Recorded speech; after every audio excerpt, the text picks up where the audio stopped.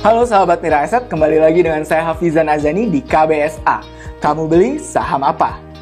Di penghujung tahun kali ini kita melihat bahwa IHSG kian perkasa.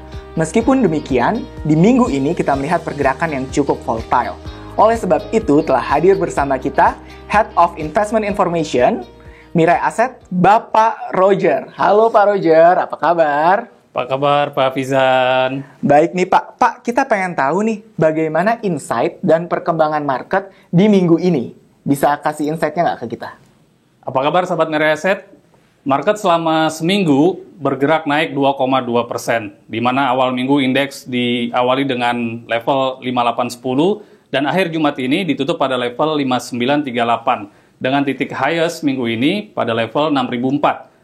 Minggu ini market bergerak cukup volatile. Di sektor tertentu seperti mining, itu subsektor batubara bergerak cukup volatile, kemudian logam, dan juga di consumer, subsektor farmasi, serta finance di subsektor banking. Pak Roger, bisa kasih insight ke kita nggak sih tentang pembahasan yang lebih detail nih, terkait sentimen yang menyebabkan IHSG kita bergerak secara volatile di minggu ini? Oke. Kita dipengaruhi oleh global market dan juga domestic market. Di global market, yang pertama ada pembicaraan mengenai Brexit mulai menemui titik terang, di mana akan diadakan pertemuan pejabat-pejabat Uni Eropa dengan Perdana Menteri Britania. Kemudian juga Amerika Serikat mencatatkan kasus COVID-19 menyentuh angka 15 juta per 8 Desember 2020. Dan untuk dua data terakhir dari harga CPO, itu menyentuh level tertingginya di level 3.472 ringgit Malaysia per ton atau 855 US dollar per ton, dan harga ini merupakan harga tertinggi sejak Mei 2012. Kemudian harga batubara juga menyentuh level tertingginya sejak Januari 2020 di level 75,8 US dollar per ton. Salah satu katalis kenaikan komoditi CPO maupun batubara adalah efek vaksin yang mulai bisa menanggulangi virus dengan keefektifan di atas 90%. Sedangkan dari domestik, yang pertama Sinovac vaksin mulai masuk ke Indonesia pada 6 Desember lalu dengan 1,2 juta dosis. Saham-saham farmasi mengalami kenaikan tajam pada minggu ini dimotori oleh Kimia Farma, KF, dan juga Indofarma, INAF. Kemudian dari data ekonomi, Bank Indonesia mengumumkan cadangan devisa Indonesia sebesar 133,6 miliar US dollar untuk November. Dibandingkan dengan bulan sebelumnya di 133,7 miliar US dollar, ada terjadi penurunan 3 bulan berturut-turut dikarenakan adanya pembayaran pinjaman luar negeri pemerintah. Kemudian Provinsi DKI Jakarta juga kembali menerapkan PSBB transisi hingga 21 Desember seiring meningkatnya kembali kasus COVID-19. Dan juga Bank Indonesia mengumumkan Consumer Confidence Index pada November ini di level 92 atau meningkat dibanding bulan sebelumnya di level 79. Level 92 ini didukung oleh optimisme terhadap vaksin COVID-19 yang merupakan angka tertinggi sejak Maret 2020. Bank Indonesia juga mencatat kinerja industri perbankan masih melanjutkan pelemahan. Hingga Oktober 2020, pertumbuhan kredit perbankan mengalami kontraksi atau minus 0,47% year on year. Pada September 2020, kredit perbankan hanya tumbuh 0,12%, sedangkan di bulan Agustus tumbuh dengan 1,04% year on year. Kemudian Jepang juga berencana akan menempatkan dana sebesar 57 triliun rupiah untuk Sovereign Wealth Fund Indonesia. SWF rencananya akan beroperasi pada Januari 2021. Wah, berarti kalau dari penjelasan Pak Roger tadi, sentimen baik domestik maupun global itu cukup beragam ya Pak. Makanya itu yang menyebabkan IHSG kita bergerak secara volatile. Betul, betul. Oke, Pak, bagaimana nih Pak kalau terkait dengan berita-berita dan sentimen yang terjadi pada emiten kita di minggu ini? Banyak banget sebetulnya ya berita-berita tentang emiten, mungkin kita bisa rangkum langsung. Boleh Pak. Yang pertama dari Chandra Asri Petrochemical, TPIA akan melakukan merger dengan anak usahanya, Sterindo Mono Indonesia SMI, sebagai misi untuk menjadi perusahaan petrokimia terbesar terintegrasi di Indonesia.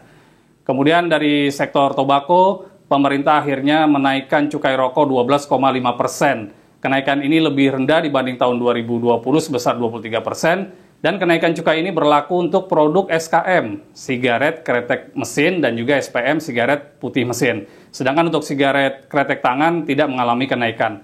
Sentimen ini membuat saham-saham rokok seperti GGRM, Gudang Garam, dan juga HMSP, HM Sampurna turun signifikan. Kemudian dari emiten batubara, Indi dan Adaro menggandeng Pertamina untuk bekerja sama dalam proyek gasifikasi batubara. Proyek ini adalah mengolah batubara menjadi dimethyl ether atau DME sebagai pengganti liquefied petroleum gas (LPG). Proyek gasifikasi ini diharapkan memberikan multiplier effect dan mengurangi impor LPG. Kemudian Indofarma sudah melakukan kontrak dengan Novavax dari Amerika dalam pengadaan vaksin dengan pembelian maksimal 130 juta dosis. Dan awal kontrak ini dengan 30 juta dosis, pengiriman akan dilakukan pada Mei atau Juni 2021. Kemudian dari SCMA, Surya Citra Media kembali memiliki rencana untuk melakukan aksi korporasi di pasar modal, yaitu pembelian kembali atau buyback saham. Rencana buyback saham ini akan dilakukan pada periode 8 Desember hingga 7 Maret 2021 dengan nilai 1,5 triliun. Kemudian Kementerian BUMN menetapkan bank syariah hasil penggabungan 3 bank syariah bernama PT Syariah Indonesia dengan kode tetap BRIS.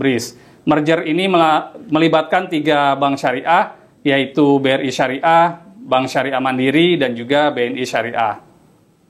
Surya Esa Perkasa atau ESA sudah melaksanakan penambahan modal tanpa hak memesan efek terlebih dahulu alias private placement dengan menerbitkan 1,36 miliar saham baru pada tanggal 8 Desember 2020. Harga pelaksanaan adalah sebesar Rp135, artinya ESA akan memperoleh dana segar sebesar Rp183 miliar.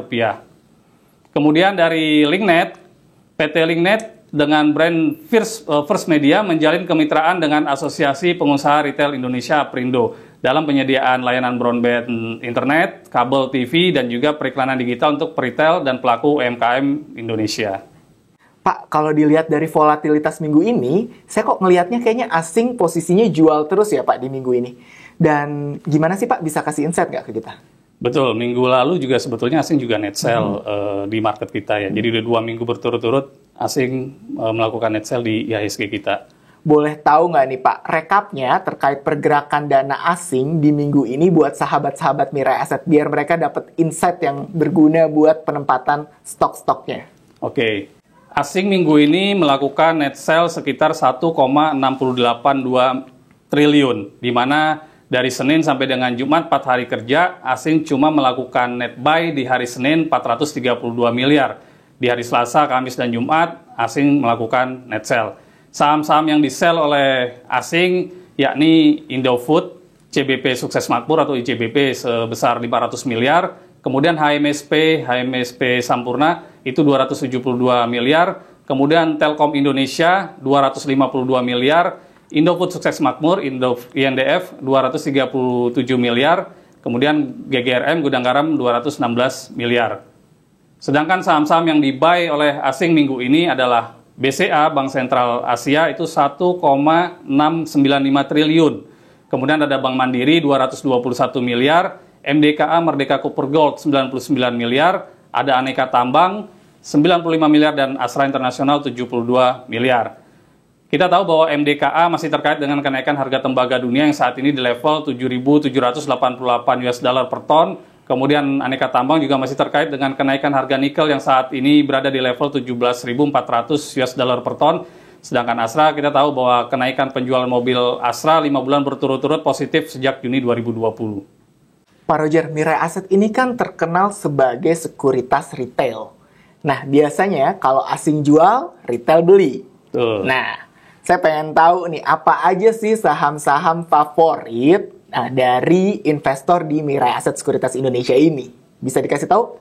Dan ternyata memang udah jadi pola sepertinya, yang kalau investor retail YP Mirai Asset beli, biasanya yang dijual oleh asing gitu. Oh, berarti emang polanya berkebalikan. Gitu, betul. Yeah. Oke, kita lihat aja Boleh, langsung. Pak? Untuk investor Mirai Asset Sekuritas Indonesia, saham-saham yang menjadi net buy diantaranya adalah Gudang Garam, GGRM sebesar 115 miliar, kemudian ada HMSP, HM Sampurna 114 miliar, ICBP sebesar 85 miliar, ada Tower Sarana Menara Nusantara 51 miliar, dan Adaro Energi 48 miliar. Kita tahu bahwa GGRM dan HMSP turun signifikan sejak terkait penetapan cukai rokok yang naik 12,5%, kemudian Adaro masih terkait dengan kenaikan harga batu bara.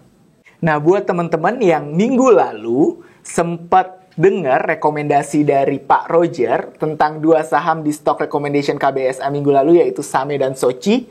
Kira-kira bisa kasih update nggak Pak di minggu ini? Perkembangannya udah seperti apa? Oke, minggu lalu kita kasih rekomendasi, salah satunya ada Same, itu sahamnya di level 240 minggu lalu. Jumat ini ditutup 314 dengan highest-nya di 324. Almost 30% dalam satu minggu.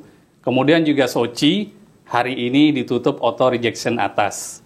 Dari level 170-an kita kasih rekomendasi, hari ini di closing naik 34%. Artinya sudah 40% minggu ini kenaikan saham Soci. Kita juga sebetulnya ada satu lagi, saham Pegas, perusahaan gas negara, dari level 1.400 kita kasih rekomendasi. Kemarin sudah mencapai peak di 17.25. Wow, berarti yang nonton stock recommendation dan KBSA minggu lalu sekarang udah cuan abis nih.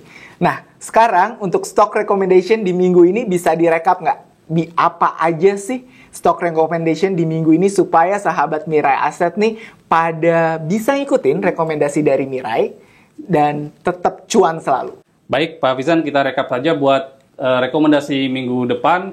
Yang pertama, berkaitan dengan terus menanjaknya harga-harga komoditi seperti nikel, batu bara, tembaga, CPO, pulp, timah, minyak, maka kami merekomendasikan dua saham, yakni Aneka Tambang dan juga Medco Energi. Dua-duanya merupakan emiten yang berbasis nikel dan juga minyak. Kemudian dari saham konstruksi, kita juga kasih rekomendasi untuk minggu depan terkait dengan akan terbentuknya SWF di Januari 2021, dan beberapa negara mulai memberikan kontribusi seperti Jepang 57 triliun dan juga Amerika 2 miliar US dollar, maka kami merekomendasikan saham-saham konstruksi seperti Wijaya Karya, Waskita Karya, PTPP, dan juga Adikarya. Dan juga kita melihat bahwa kredit konstruksi secara nasional mulai menggeliat memasuki kuartal 4 2020. Thank you Pak Roger sudah hadir dan memberikan stock recommendation buat sahabat-sahabat Mirai Aset. Oke Pak Hafizan. Demikianlah seluruh rangkaian Kamu Beli Saham Apa di minggu ini. Untuk seluruh sahabat Mirai Aset, jangan lupa untuk tekan tombol subscribe di official account Mirai Aset Sekuritas Indonesia. Sampai jumpa minggu depan dan happy cuan!